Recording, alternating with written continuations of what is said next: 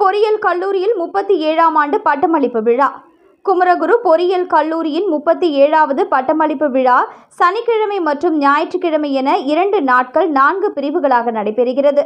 முதலாம் நாளான இன்று காலையில் நடைபெற்ற பட்டமளிப்பு விழா நிகழ்ச்சியில் செட்வொர்க் நிறுவனத்தின் எலக்ட்ரானிக்கல் பிரிவின் தலைவர் ஜார்ஜ் பவுல்ஜர் சிறப்பு விருந்தினராக கலந்து கொண்டு 600க்கும் அதிகமான மாணவர்களுக்கு பட்டங்களை வழங்கினார். இன்று மதியம் நடைபெற்ற நிகழ்வை சேர்த்து முதல் நாளில் மட்டும் 1300க்கும் அதிகமானோர் பட்டம் பெறுகின்றனர்.